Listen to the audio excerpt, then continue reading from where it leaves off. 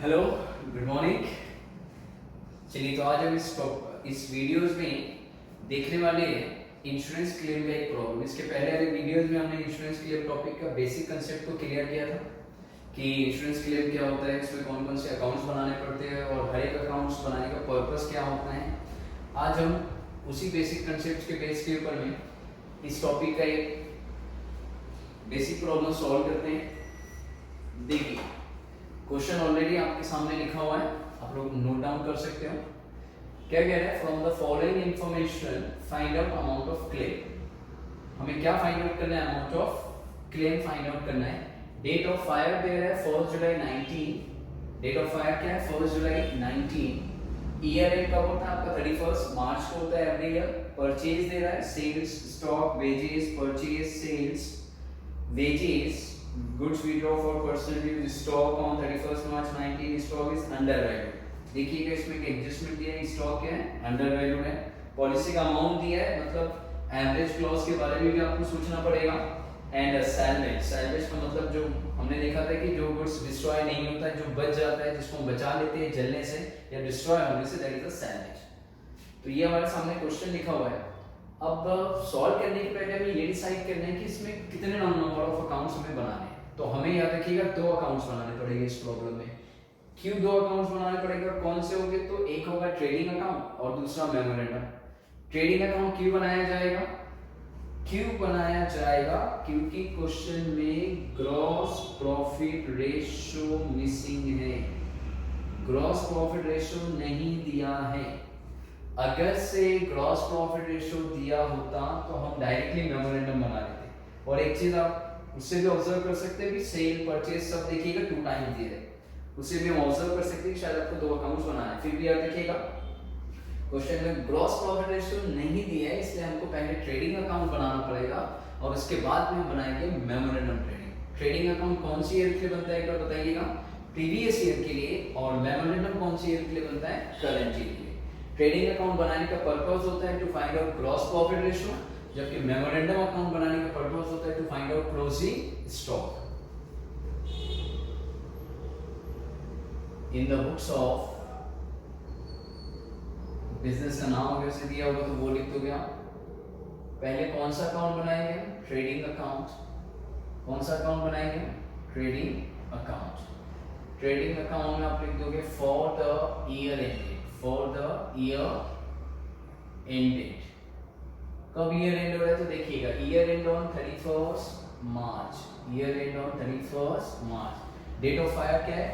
1 जुलाई 2019। मतलब इसके पहले जो हमारा ईयर एंड हुआ है वो ऑब्वियस सी बात है कब का है? 19 का है।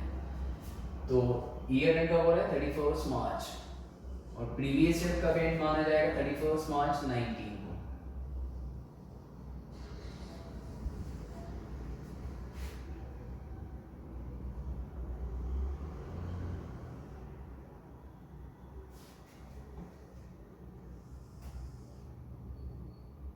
तो इस क्वेश्चन में 2 अकाउंट्स बनाने की नीड हो रही है। क्यों 2 अकाउंट्स बनाने हैं? क्योंकि क्वेश्चन में ग्रॉस प्रॉफिट रेशियो नहीं दिया है, इसलिए हमें ट्रेडिंग बनाना पड़ रहा है पहले। क्वेश्चन में ग्रॉस प्रॉफिट रेशियो अगर से दिया होता तो हम डायरेक्टली मेमोरेंडम बनाते। Clear?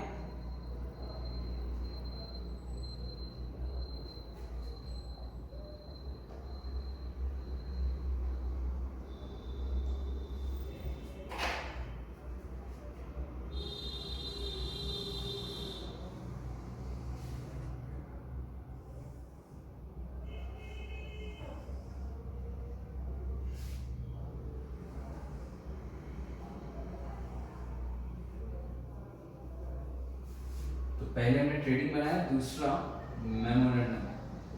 Memorandum trading account. Memorandum trading account ये कौन सी ईयर के लिए बनता है बताइएगा? करंट ईयर के लिए। क्लियर? अब यहाँ पे फ्रॉम लिखना पड़ेगा for the year ended. From कब से कब तक? तो करंट ईयर, मतलब first day of current year. First day of current year. Previous year कब एंड हुआ है आपका? 31 मार्च 19। तो करंट ईयर कब से शुरू होगा?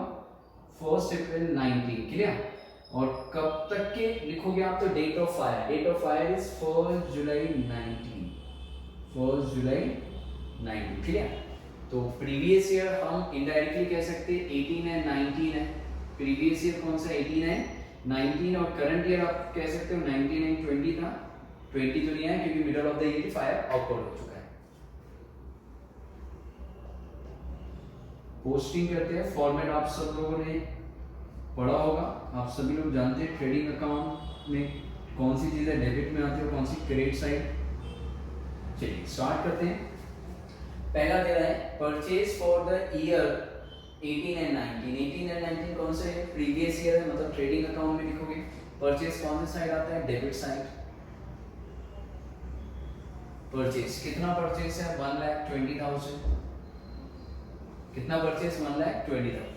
फिर sale for the year 18 and 19, ये भी प्रीवियस ईयर का है, मतलब ट्रेडिंग में लिखोगे, ट्रेडिंग क्रेडिट साइड। सेल्स अगर से रिटर्न वगैरह दिया हो तो हम क्या करते हैं, उसे माइनस कर देते, फिलहाल रिटर्न वगैरह नहीं है। सेल्स के बाद दे रहा है stock on 1 April 18।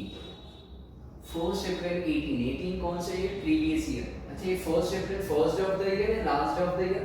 First day of the year, so means opening stock है। ओपनिंग स्टॉक कहां लिखोगे? Debit side. कितना है ओपनिंग स्टॉक? 45,000। अब देखिएगा इससे रिलेटेड एक एडजस्टमेंट थी, क्या कहता है? Stock is under valued. Under valuation का फॉर्मूला हमने लिखा था इसके पहले वाले वीडियोस में, 100 minus rate of under valuation into 100, तो 100 माइनस 10 इनटू 100, मतलब क्या हो जाएगा इक्वेशन? 45,000 डिवाइड बाय 90 इनटू 100, तो आंसर आ जाएगा 50,000। आंसर कितना आ जाएगा? 50,000। फिर दे रहा है wages for the year 18 and 19। 18 19 कौन सा ईयर है? Previous year. प्रीवियस ईयर मतलब ट्रेडिंग में लिख दोगे फिर से। वेजेस कौन सा साइड आएगा? Debit side. वेजेस का अमाउंट देखिएगा कितना है? 10,000 है। वेजेस के बाद दे रहा है परचेज फ्रॉम 1 अप्रैल 19 टू 30 जून 19।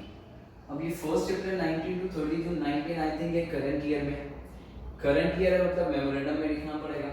तो परचेज से कौन सी ईयर का माना जाएगा? करंट ईयर का है, यानी मेमोरेंडम में आप लिख दोगे purchase.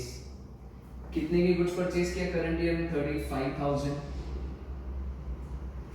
Cell from 1 April 19 to 30 जून 19, मतलब डेट ऑफ फायर के जैसे एक दिन पहले तक का है, ये भी करंट ईयर का है। करंट ईयर है तो मेमोरेंडम लिख दोगे, मेमोरेंडम क्रेडिट सेल्स।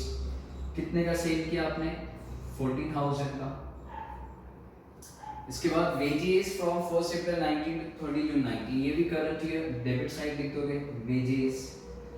कितना वेजेस है करंट ईयर का? 2,000। क्रेडिट कितना वेजेस? 2,000। अब देखिए goods withdraw for personal use, यहाँ ईयर स्पेसिफाई नहीं है तो ऑब्वियस सी बात हम इसे करंट ईयर कंसीडर करेंगे।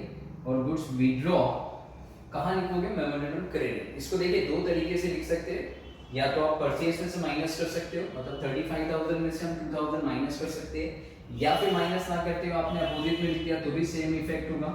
तो अपोजिट साइड लिख रहे हैं goods withdraw for personal use. Goods withdraw for personal use कितना है? 2,000। परचेज में से माइनस करोगे तो भी इंपैक्ट वही रहने वाला है, क्लियर? देन स्टॉक ऑन 31 मार्च 19। अब ये स्टॉक कौन से दिन का है? 31 मार्च 19, शायद ये last day of the previous year. कब का? वो last day of the previous year, previous year के लास्ट डे का, मतलब प्रीवियस ईयर में कौन सा स्टॉक है? क्लोजिंग। क्लोजिंग स्टॉक लिखा जाता है ट्रेडिंग क्रेडिट। क्लोजिंग स्टॉक कितना है? Closing stock 27,000। अब हम क्या करेंगे? 27,000 डिवाइडेड बाय 100 माइनस कितने से अंडर वैल्यूड है? 10 इनटू 100, तो ये आंसर आ जाता है 30,000। अब ये एक एक्सीडेंट स्टॉक, क्या होगा कि जो प्रीवियस ईयर का क्लोजिंग स्टॉक होगा वही आपके लिए करंट ईयर का ओपनिंग स्टॉक भी कंसीडर किया जाएगा। तो इसे मेमोरेंडम के डेबिट में ट्रांसफर करना मत भूलिएगा। 30,000, क्योंकि जो स्टॉक 31 मार्च 19 को रहेगा वही स्टॉक आपका 1 अप्रैल 19 को रहेगा। तो प्रीवियस ईयर का क्लोजिंग स्टॉक ही करंट ईयर का ओपनिंग। वापस से फॉर्मूला अप्लाई नहीं करोगे आप। स्टॉक इज अंडर वैल्यूड हो चुका है, पॉलिसी का अमाउंट है वो तो बाद में देखेंगे, हम एवरेज क्लॉज अप्लाई करना है यानी और सैलवेज, दैट्स इट। चलिए अब अकाउंट क्लोज करते हैं। पहले ट्रेडिंग अकाउंट क्लोज होगा, ट्रेडिंग का टोटल करिएगा। क्रेडिट साइड का आ रहा है 2,30,000, 2,30,000। अब डेबिट माइनस करते हैं, देखिए 2,30,000 minus 50,000 minus 120 minus 10, 50,000 रुपीज का आ रहा है ग्रॉस प्रॉफिट। देखिए इस टॉपिक में कभी भी ग्रॉस प्रॉफिट आएगा, ग्रॉस लॉस नहीं आ सकता, तो ग्रॉस प्रॉफिट ही आएगा। शो कितना ग्रॉस प्रॉफिट आया है 50,000 ग्रॉस प्रॉफिट, ये आपका बैलेंसिंग फिगर है। कैसे आया, तो हमने क्रेडिट का टोटल किया 2,30,000, उसमें से डेबिट के तीनों ट्रांजैक्शन माइनस कर दिए। अब ये जो आया ग्रॉस प्रॉफिट, इसको हम ग्रॉस प्रॉफिट रेशियो में कन्वर्ट करेंगे। कितना आएगा रेशियो देखिएगा, फॉर्मूला क्या लिखा था पता है आपको, फॉर्मूला क्या था, gross profit upon net cell into 100। Gross profit कितना 50,000 डिवाइडेड बाय नेट सेल कितना 2 लाख इनटू 100, तो ये आ गया आपका 25%। कितना आ गया 25%। क्या फॉर्मूला लिखा था हमने इसके पहले वीडियोस में देखा था, gross profit divided by net cell, तो 50,000 डिवाइडेड बाय 2 लाख इनटू 100, तो आंसर कितना आ रहा है 25%। अब ये जो 25% इसको हम करंट ईयर में अप्लाई कर देंगे, मतलब मेमोरेंडम के डेबिट में लिख दोगे ग्रॉस प्रॉफिट, कितना सेल है 40,000, तो 40,000 का आप 25% निकालोगे, दैट इज 10,000। क्लियर। तो ट्रेडिंग अकाउंट बनाने का पर्पस क्या था, gross profit ratio find out करना। तो पहले ग्रॉस प्रॉफिट निकाला 50,000 आया, फॉर्मूला अप्लाई करोगे, क्या फॉर्मूला फिर से बोलिए, gross profit upon net cell into 100, मतलब 50,000 डिवाइड बाय 2 लाख इनटू 100, तो आंसर आता है 25%। 25%, ये 25% हम क्या करेंगे करंट ईयर में अप्लाई करेंगे। करंट ईयर का सेल कितना है 40,000, 40 का 25% कितना 10। अब मेमोरेंडम क्लोज करते हैं, ट्रेडिंग क्लोज हो चुका है। मेमोरेंडम में क्या है, डेबिट साइड का टोटल करिएगा 30,000, 35,000, 2,000 एंड 10,000, ये आ चुका है 77,000। कितना 77,000। 77 में से आप माइनस कर दीजिएगा, कितना माइनस करना है 42,000, तो बैलेंस बचेगा 35,000। कितना बैलेंस बचा है 35। ट्रेडिंग में बैलेंस हमेशा डेबिट साइड में आएगा, दैट इज ग्रॉस प्रॉफिट, और मेमोरेंडम में हमेशा बैलेंस क्रेडिट साइड में, दैट इज क्लोजिंग स्टॉक। ये कौन से दिन का क्लोजिंग स्टॉक माना जाएगा, तो डेट ऑफ फायर का, ये आपका बैलेंसिंग फिगर है कि जिस दिन फायर ऑकर हुई, जिस दिन आग लगी, उस दिन हमारे गोडाउन या हमारे शॉप में कितने का स्टॉक था 35,000। तो ये पहले ट्रेडिंग क्लोज किया, देन मेमोरेंडम। यहां देखिए क्लियर है। अब हम इसका फाइनल आंसर लिख लेते हैं, अमाउंट ऑफ क्लेम, इसे मिटा दो। अब हम इसका फाइनल आंसर लिख रहे हैं, amount of claim.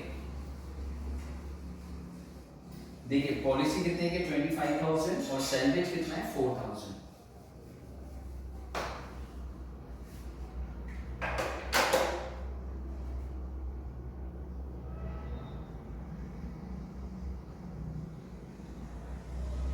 Amount of claim, closing stock कितना है, क्लोजिंग स्टॉक 35,000 माइनस सैलवेज कितना 4,000। सैलवेज का मतलब जो डिस्ट्रॉय नहीं हुआ, तो लॉस ऑफ स्टॉक, जिसे हम कह सकते हैं net loss, loss of stock is 31,000। मतलब स्टॉक था 35 का, लेकिन उसमें तो 4,000 तो बच गया, मतलब लॉस अल्टीमेटली जो हुआ वो कितने का हुआ 31 था। अगर से क्वेश्चन में पॉलिसी का अमाउंट नहीं दिया होता, तो शायद हमारा ये फाइनल आंसर होता कि हमें इंश्योरेंस कंपनी से इतना पैसा लेना होता। लेकिन क्वेश्चन में पॉलिसी का अमाउंट दिया है, और पॉलिसी का अमाउंट याद रखिएगा आपकी क्लोजिंग स्टॉक से कम है, तब अप्लाई होता है एवरेज क्लोज। इसके पहले वीडियोस में हमने देखा था एवरेज क्लोज अप्लाई कब होता है, जब पॉलिसी का अमाउंट कम होगी, when the policy amount less than किससे, क्लोजिंग स्टॉक से, when the policy amount less than closing stock, कि अगर से पॉलिसी का अमाउंट कम है और क्लोजिंग स्टॉक की वैल्यू ज्यादा है, उसी सिचुएशन में एवरेज क्लोज अप्लाई होगा। जैसे पॉलिसी का अमाउंट कितना था 25, अगर से पॉलिसी का अमाउंट मान के चलिए 50,000 होता, तो हमें एवरेज क्लोज अप्लाई करने की जरूरत ही नहीं होती, क्योंकि पॉलिसी का अमाउंट ज्यादा। लेकिन अभी फिलहाल पॉलिसी का अमाउंट कम है, कितनी पॉलिसी का अमाउंट 25,000, जबकि स्टॉक कितना है आपका 35 का, तो यहाँ पे एवरेज क्लोज अप्लाई होगा। अब एवरेज क्लॉज में फाइनल आंसर कैसे आता है, तो उसके लिए फॉर्मूला आप लिखोगे amount of claim equal to amount of policy divided by closing stock into loss of stock। कितने की पॉलिसी बताइएगा, 25,000 की पॉलिसी थी, क्लोजिंग स्टॉक क्या लगेगा 35 है, 31 नहीं, 31 is the loss of stock, तो लॉस ऑफ स्टॉक यहाँ लिख दोगे।